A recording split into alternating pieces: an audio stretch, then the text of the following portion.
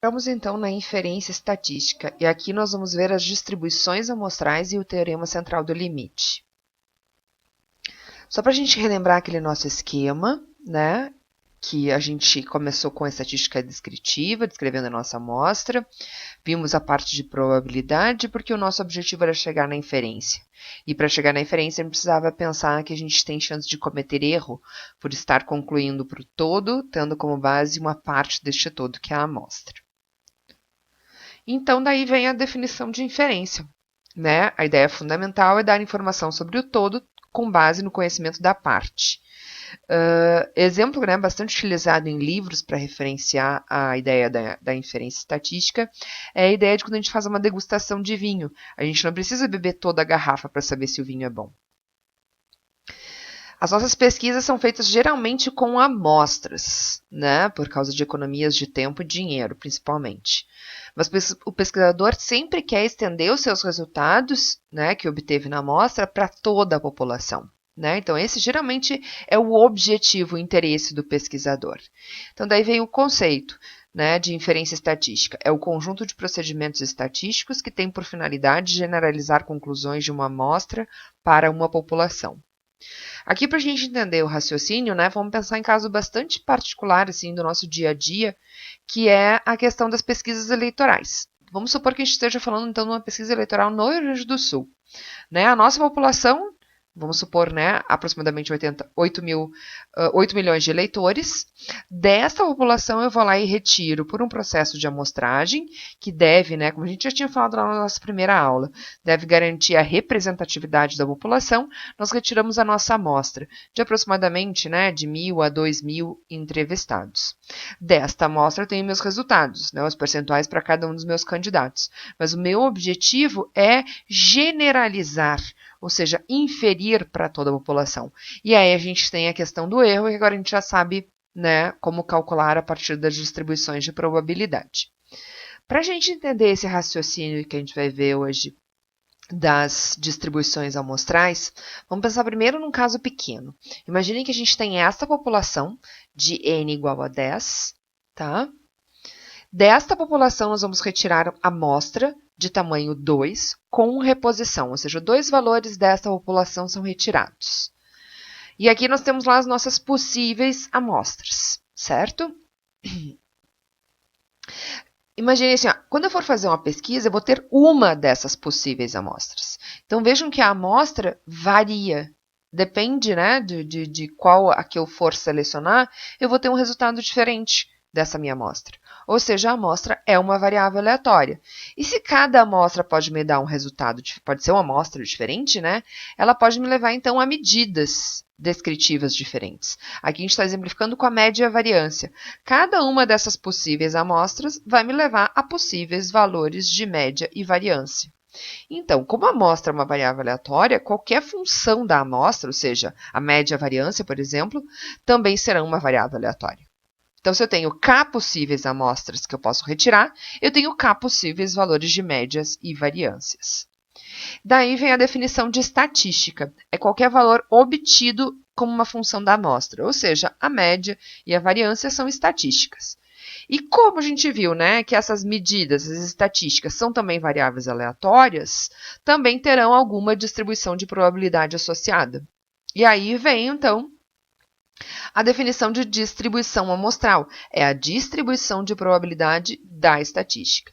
E nós vamos ter interesse agora, né, nesta aula aqui, em avaliar a distribuição amostral das médias das nossas possíveis amostras. Para isso, vamos considerar o seguinte exemplo. Imagine um mecânico que tem uma oficina de regulagem para os motores de 3 tipos de carros. Carros do tipo, né, com motor 1.0, 1.4 e 2.0. E para cada um desses motores, ele cobra um valor diferente, né, em função da dificuldade. Os motores 1.0, né, ele cobra R$40, os motores 1.4, R$45 e o motor 2.0, R$50. Ele foi lá e olhou o seu histórico, né, e viu, né, a quantidade de veículos, né, de serviços que ele fazia com cada um desses possíveis valores. E no seu histórico ele viu que metade das vezes os carros que aparecem são 2.0 e, portanto, ele cobra R$50. 30% das vezes no seu histórico eram carros do tipo 1.4 e ele cobrava R$45. E 20% das vezes eram carros 1.0 e ele cobrava R$40 pelo serviço. Então, agora utilizando esta distribuição de probabilidade, vamos determinar a média e a variância da população. Né? Esse aqui é a nossa população. São todos os possíveis valores que o mecânico pode cobrar com os valores, né, com os seus valores de probabilidade associados. A média, então a gente já tinha visto, é uma variável discreta, né? Só assume esses três particulares valores. É o somatório para cada um dos três valores lá que x assume, do valor x vezes a sua probabilidade. Então, 40 vezes 0,2 mais 45 vezes 0,3 mais 50 vezes 0,5. E a gente chega, então, numa média de 46,5.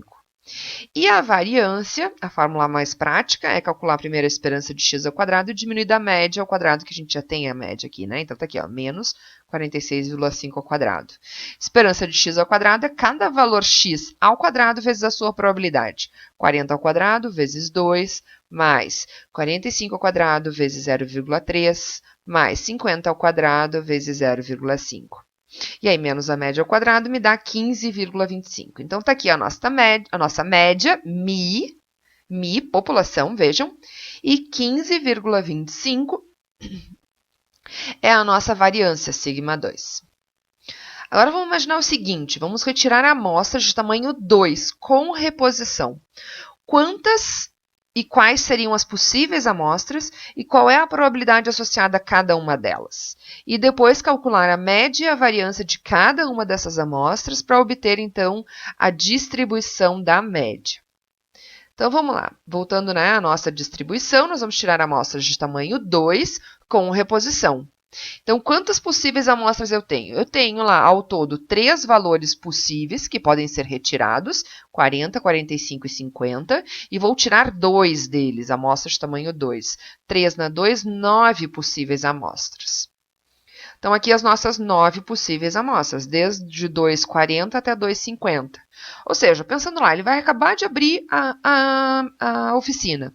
Os 2 primeiros carros que aparecerem seriam, por exemplo, a amostra dele. E aqui, nesse caso, os 2 primeiros carros que apareceram foram 2 carros 1.0, 40 e 40 pelo serviço. Até essa última possibilidade, que seriam 2 carros 2.0, 50 e 50 pelo serviço. Agora, vamos pensar nas probabilidades associadas a cada uma dessas 9 amostras. Essa primeira amostra, para aparecer um 40 e depois outro 40, a gente sabe que a chance de aparecer um 40 na primeira vez é 0,2, porque essa é a proporção de carros que ele arruma, né, regula, cobrando R$40. E a chance de que o próximo também seja, né, pague 40 também é 0,2. Então, 0,2 e 0,2. 0,04.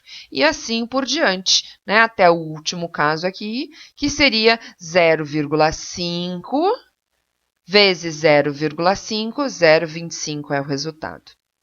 E a outra coisa que a gente precisa, então, agora é calcular as possíveis médias de cada uma destas 9 amostras. Né? 40 me dá esta aqui, 42,5, essa aqui, né? 40 mais 45 dividido por 2, e assim por diante até esta última, 50 mais 50 dividido por 2, 50. E agora nós vamos fazer o quê? Nós vamos ver os possíveis valores das médias e as suas probabilidades. Então, o menor valor para a média que eu posso ter dessas minhas amostras é 40. E a chance disso acontecer é 0,04. Depois é 42,5. E a chance disso acontecer é 0,06 com 0,06, ou seja, 0,12. Depois o 45, aqui, aqui e aqui. Então, é 0,10 com 0,09 com 0,10, 0,29. E assim por diante. Né? Cada valor da amostra, das minhas médias para cada amostra, até chegar na média maior, que é 50. Então, vejam, ó, o que a gente tem lá? Os nossos valores com as suas probabilidades, aquelas somas que a gente obteve, que dá 1. Esta é a distribuição amostral das médias das amostras de tamanho 2. Todos os possíveis valores de média que eu poderia encontrar com as suas probabilidades de ocorrência relacionadas às amostras que foram utilizadas para obter esses valores. Vejam, o que a gente tinha lá, né? O valor 40, 45 e 50, eles continuam aparecendo e a gente vê que os valores agora têm maior chance de ocorrer com os valores maiores, né? Relacionando então lá a ideia, né? Começou o espalhamento das nossas médias. Se eu calcular então agora a média das possíveis médias, ou seja, né, essas são as possíveis médias, calcular o valor médio destas médias é o quê? Cada média vezes a sua probabilidade. Então, 40 vezes 0,04, a primeira média vezes a sua probabilidade. Próxima média, 42,5 vezes a sua probabilidade, 0,12. E assim por diante até a última, que é a média 50 vezes a sua probabilidade, 0,25. E aí eu chego, então, na média de 46,5. Vejam, a mesma média da população. Então, a média das médias é igual à média da população. E a variância das médias, né? Então, é o quê? Cada uma das minhas médias, né? A esperança das médias ao quadrado primeiro, cada média ao quadrado vezes a sua probabilidade, 40 ao quadrado vezes 0,4, 42,5 ao quadrado vezes 0,12, até a última, 50 ao quadrado vezes 0,25. Menos a média das médias, 46,5 ao quadrado. Isso me dá 7,625, que é a metade da variância da população. Então, veja, a variância das médias das amostras de tamanho 2 deu a metade da variância da população. E se a gente tivesse amostras de tamanho 3, quantas e quais seriam essas amostras? Qual a probabilidade delas? E vamos obter, então, a média, a variância da distribuição amostral da média. Quantas? Eu tenho N, né, disponíveis 3, os valores né, que o mecânico cobra pelo serviço, e estou tirando N minúsculo 3. 3 elevado a 3, 27 amostras. Essas são as nossas 27 amostras. Desde essa primeira, que são 40, 40, 40, 3 carros, né, que pagaram 40 em sequência, até 3 carros que pagaram 50 em sequência. Pensando neste caso aqui, né, a chance deste aqui é 0,2, 0,2, 0,2. Como é a chance de ocorrência de cada um desses, né, este e este e este, 0,2 vezes 0,2 vezes 0,2 é 0,008. E depois eu tenho a probabilidade de cada uma dessas possíveis amostras, até a última aqui com 50. O que a gente vai fazer agora? A mesma coisa que a gente fez lá no outro. Então, a gente tem a média 40, com probabilidade 0,008. Depois, média 41,7. Então, eu vou lá e olho todos os lugares onde apareceu 41,7, 43,3 e assim por diante. Então, eu consigo montar a minha distribuição de probabilidade, a distribuição amostral das médias das amostras de tamanho 3, certo? Bom, então agora vamos calcular a média das possíveis médias, né, que é cada uma das médias vezes a sua probabilidade. Aqui deu um probleminha na nossa fórmula, são 3 pontinhos aqui ao invés de esticar, vou arrumar depois. E aí eu chego em 46,5. Que é a média da população. Então, vejam, exatamente como a gente tinha encontrado antes, nas amostras de tamanho 2, a média das médias é igual à média da população. E a variância, né, calculando da mesma forma, cada uma das médias ao quadrado vezes a sua probabilidade, né, então aqui também, ó, os 3 pontinhos, tá dando esse problema. Cada uma das médias, né, ao quadrado, vezes a sua probabilidade, somo, depois diminuo da média das médias ao quadrado, e isso me dá 5,083, que é exatamente 1/3 da variância da população. Então, vejam, a variância das médias das amostras de tamanho 3 deu exatamente 1/3 da variância da população. Então, o que a gente enxerga? Que isto aqui não é uma coincidência, que isso sempre vai acontecer. Sempre, se eu tiver uma amostra de tamanho N, a variância das médias dessas amostras de tamanho N vai ser a variância da minha população dividido pelo N. E a esperança, né, ou a média das médias, vai ser igual à média da população. E se eu estou aqui falando em variância, é importante a gente pensar, então, se a variância das médias é sigma ao quadrado sobre n, quanto vale o desvio das médias? Né? A raiz quadrada disso é sigma sobre raiz de n. E esse desvio das médias leva este nome bastante conhecido na estatística, que é chamado de erro padrão da média. Ou seja, nos dá uma ideia de qual é a variabilidade que eu tenho entre as médias das minhas amostras. Então, aqui só para a gente botar, né, a média, a distribuição da população, a distribuição amostral das médias de tamanho 2, das amostras de tamanho 2, e a distribuição amostral das médias das amostras de tamanho 3. Se a gente fizer um histograma, né, na verdade um gráfico de barras, né, para cada uma dessas distribuições, a gente chegaria neste resultado. O que a gente consegue enxergar aqui? Que comparando o histograma da população com os das amostras, à medida que vai aumentando a amostra, a gente começa a melhorar, apesar de ainda não ser simétrica, mas começa a tender à simetria à medida que aumenta o tamanho da amostra. E aqui a gente tem um resultado, né, mostrando aqui, ó, que independente do tamanho, do tipo da população, então vejam, uma distribuição aqui, né, uniforme, aqui uma assimétrica, bem assimétrica à direita, uma com uma simetria um pouquinho mais leve à direita, e uma distribuição bimodal, como se fosse uma mistura de duas distribuições. Que à medida que eu aumento o tamanho do meu N, ela vai tendendo a uma simetria, estão enxergando? E que conforme for mais simétrica for, né, a distribuição da população, mais rápida chega à distribuição normal. E este é o teorema central do limite. Ou seja, mesmo que a população da onde eu extraí a amostra que eu estou estudando não seja normal, a distribuição amostral da média vai se aproximar da normal à medida que o tamanho da amostra cresce. Isso é o que diz o teorema central do limite. E foi isso que nós enxergamos nestes gráficos aqui, ó. Né? Ou seja, mesmo que a distribuição dos meus dados não sejam normais, à medida que o meu N cresce, ó, eu começo a aproximação com a distribuição normal. E se a minha distribuição da população, né, da onde eu tirei a minha amostra, for normal, a distribuição das médias, né, também vai ser normal.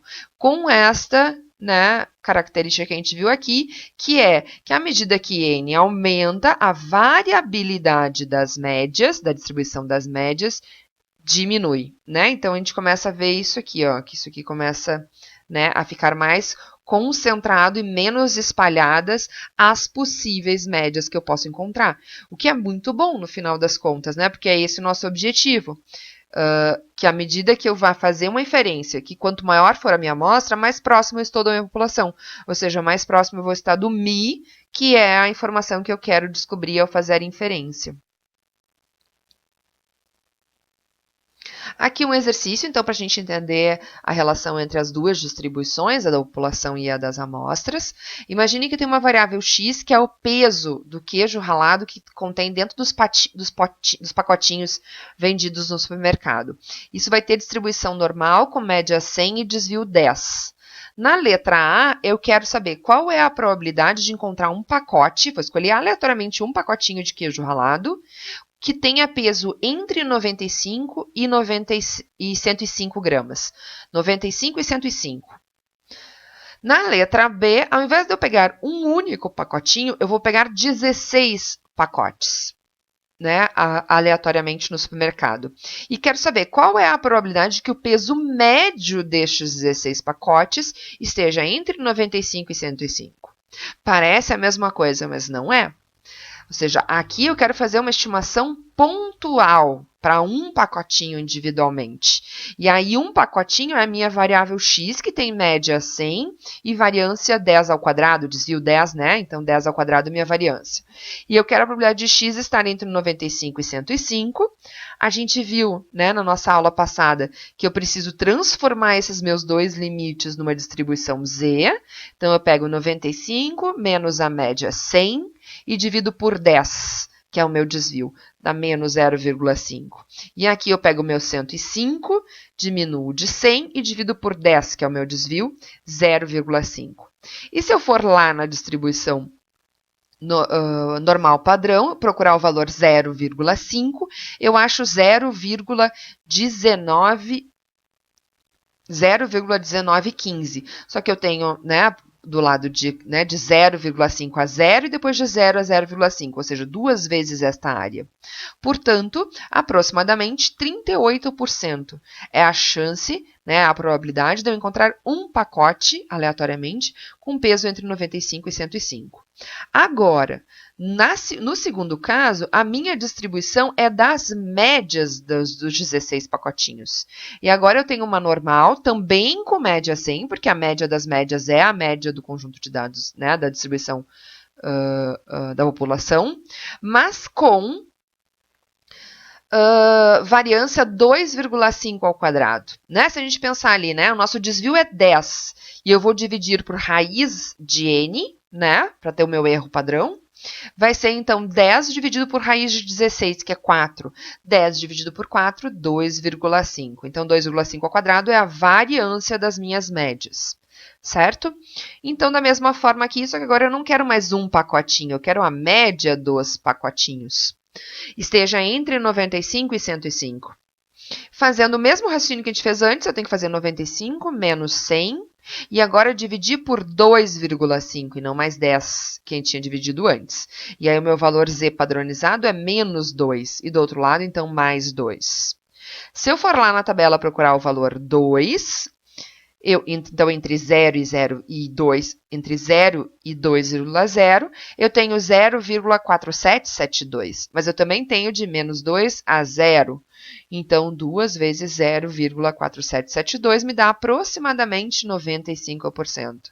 Então, vejam, a distribuição das médias com amostra de tamanho 16, ou seja, nem é uma amostra tão grande assim, a gente já tem uma concentração bem grande entre o 95 e o 105, que pontualmente para cada pacotinho é bem mais baixa.